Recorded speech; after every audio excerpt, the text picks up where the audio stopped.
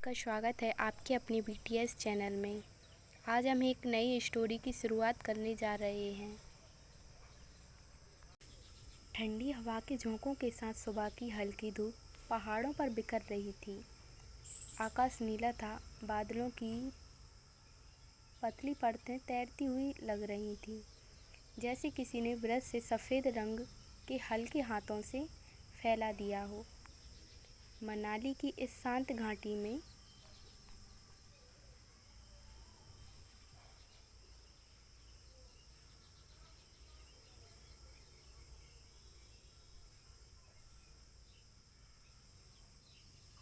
एक छोटी सी खुली जगह थी जहाँ तंबू लगे थे, रंग बिखरे थे और चारों ओर कलाकार अपने अपने कामों में व्यस्त थे।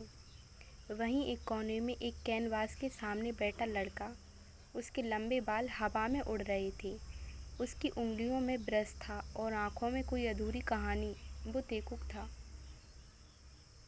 उसके कैनवास पर कोई साधारण दृश्य नहीं था। वो पहाड़ नहीं, पेड़ नहीं, बल्कि भावनाएं पेंट कर रहा था। सूरज की रोशनी को ऐसे रंग में बदल रहा था जैसे हर रंग का एक अपना जज्बा हो।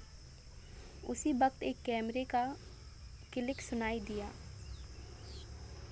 तेकुक ने थोड़ी हैरानी से मुड़कर देखा। एक लड़का, हल्के भूरे बाल, सादा हुड्डी और गले में लटका कैमरा उसकी पेंटिंग की तस्वीर खींच रहा था। तेकुक, मुझसे पूछे बिना फ़ोटो ली? तेकुक ने धीरे से कहा, पर गुस्सा नहीं था, बस जिज्ञासा थी। लड़का थोड़ा झेंप गया, फिर तुरंत कैमरा नीचे किया। माफ़ करना, वो बस बहुत खूबसूरत था तो मैं खुद को रोक नहीं पाया। तेकुक की आंखों में हल्की सी मुस्कान उभरी। क्या तुम हर खूबसूरत चीज़ को बिना पूछे कैद कर लेते हो? लड़का अब थोड़ा हंसा और बोला, नहीं, हर बार नहीं, लेकिन ये पेंटिंग, इसमें कुछ था, जैसे ये मेरे अंदर के किसी हिस्से से बात कर रही हो। तेकुक ने अब ध्यान से उस लड़के को देखा। उसकी आंखों में गहराई थी और दर्द भी, मगर उसका चेहरा शांत था और आवाज़ बिल्कुल मुलायम थी। तेकुक ने पूछा, तुम्हारा नाम क्या है? उसने हाथ बढ़ाते हुए कहा, जंगकुक। तेकुक ने हाथ थामा और धीरे से कहा, तेकुक, पर लोग मुझे भी कहते हैं जब मैं किसी और दुनिया में होता हूँ। जंगकुक मुस्कुराते, तुम हर दिन ऐसे ही बोलते हो या सिर्फ ओनली आर्टिस्ट लोगों से बोलते हो? सिर्फ उनसे जो मेरी पेंटिंग में खुद को ढूंढ लेते हैं। तेकुक ने आंख झपकाकर कहा। उसके बीच कुछ पल के लिए चुप्पी छा गई, मगर वो चुप्पी बोझिल नहीं थी। वो एक सुकून वाली खामोशी थी, जैसे दो आत्माएं बिना कहे भी एक दूसरे को महसूस कर रही थी। फिर जंगकुक ने झुककर पेंटिंग को देखा। ये सूरज, ये इतना तीव्र क्यों है? उसने पूछा। तेकुक ने ब्रश से उठाया और हल्के स्ट्रोक्स देने लगा, क्योंकि जब तुम खुद अंधेरे में हो तो रोशनी तुम्हें या तो डरा देती है या खींच लेती है। जंगकुक ने एक पल के लिए कुछ नहीं कहा। उसका मन जैसे कहीं और लग गया हो। फिर धीरे से बोला, कभी कभी दोस्त दोनों होता है, कभी कभी दोनों होता है। तेकुक ने उसकी तरफ देखा, बिना सवाल पूछे, जैसे वो समझ रहा हो कि जंगकुक के दिल में कोई अधूरी कहानी है जो कभी शब्द नहीं बन पाई। क्या तुम फोटोग्राफर हो? तेकुक ने बात बदलते हुए पूछा। हाँ और नहीं भी, जंगकुक ने जवाब दिया। मैं लोगों की तस्वीर लेता हूँ, लेकिन खुद को कभी नहीं समझ पाया। तेकुक ने मुस्कुराकर कहा, शायद इसलिए तुमने मेरी पेंटिंग की फ़ोटो ली, क्योंकि उसमें तुम्हें थोड़ा सा तुम दिखा। जंगकुक ने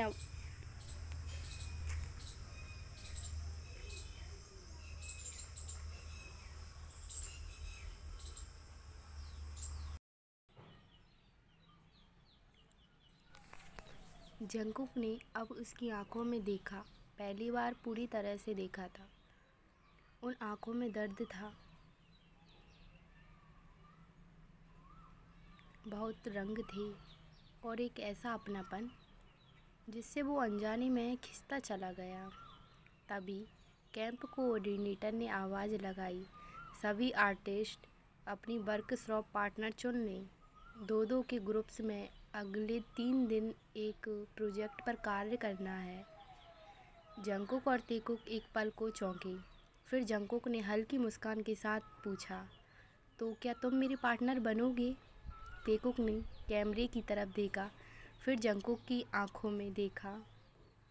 तुमने मेरी पेंटिंग चुरा ली थी, अब इसकी भरपाई तो करनी पड़ेगी ना। चलो, मंजूर है। उसी रात जंगकुक अपने टेंट में था, लेकिन नींद नहीं आ रही थी। वो बार बार तेकुक के शब्दों को याद कर रहा था, जब तुम खुद अंधेरे में हो तो रोशनी तुम्हें या तो डरा देती है या फिर खींच लेती है। क्योंकि ऐसा लगा कि तेकुक ने सिर्फ पेंटिंग नहीं देखी, बल्कि उसके अंदर झांक लिया हो। उधर तेकुक भी अपने रंग समेटते हुए चुप था। उसे वो मुस्कान याद आ रही थी जो जंगकुक ने पेंटिंग देखने के बाद दी थी। कहीं ये सिर्फ दोस्ती नहीं, कोई शुरुआत तो नहीं।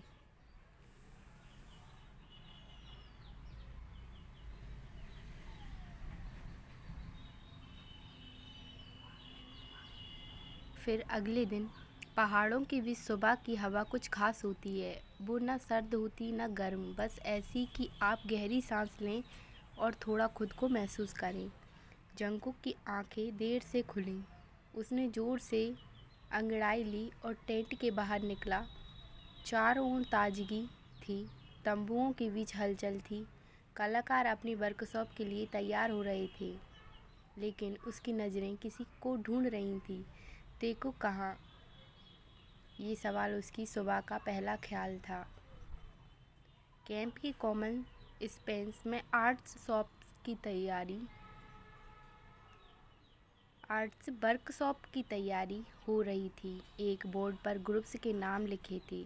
जंगकुक के पास जाकर देखा, टीम 7 किम तेंग एंड जिन तेकुक, थीम तुम और मैं। वो मुस्कुराए। एक साधारण सा थीम था, लेकिन कुछ कहा था, कुछ अपना सा। खुश हो? पीछे से वही नरम आवाज़ आई। तेकुक नीली शॉल में लिपटा, ब्रश कान के पीछे टिकाया खड़ा था। जंगकुक ने हल्की मुस्कान से कहा, इस थीम का नाम सुनकर लग रहा है जैसे ये हमारे लिए ही बना है। तेकुक ने उसकी तरफ एक आवाज़ सी लेकिन प्यारी मुस्कान फेंकी, या फिर हम इसे अपने लिए बना सकते हैं। शुरुआत हुई। वर्कशॉप एक खुली जगह पर थी, जहाँ चारों तरफ पहाड़ों की गोद में एक गहरी हरी घाटी फैली थी। बीच में लड़की की टेबल, कुछ कैनवास और सामने बैठने के लिए लकड़ी की बेंच थी। तेकुक और जंगकुक के साथ बैठना शुरू किया। तेकुक ने पेंसिल से स्केच बनाना शुरू किया तो जंगकुक हर पल उसकी उंगलियों की हरकतों को कैमरे में कैद करता जा रहा था। तुम मेरी बहुत तस्वीरें ले रहे हो, तेकुक ने मुस्कुराते हुए कहा। क्योंकि तुम्हें देखने में कुछ है, जंगकुक ने जवाब दिया। तेकुक ने ब्रश रोक दिया और पहली बार उसकी आंखों में गहराई से देखा।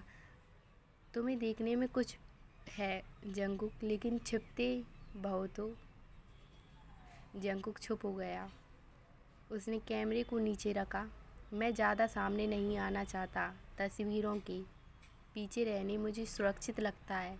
तस्वीरों के पीछे रहना मुझे सुरक्षित लगता है, तेकुक ने कहा।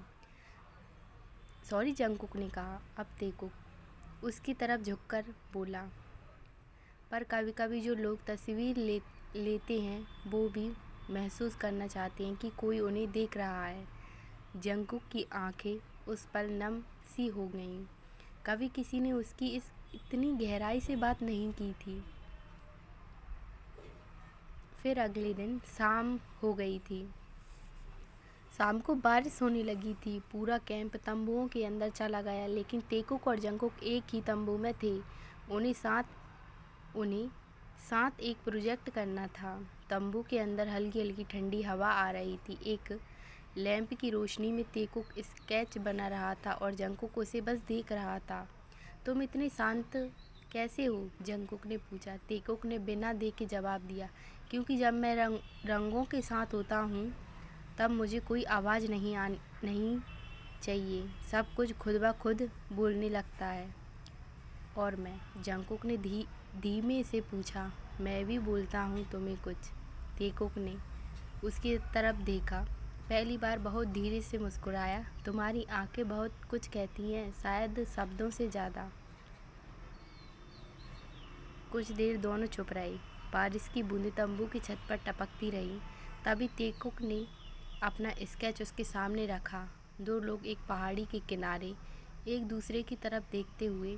ये हम हैं? जंकुक ने पूछा। शायद।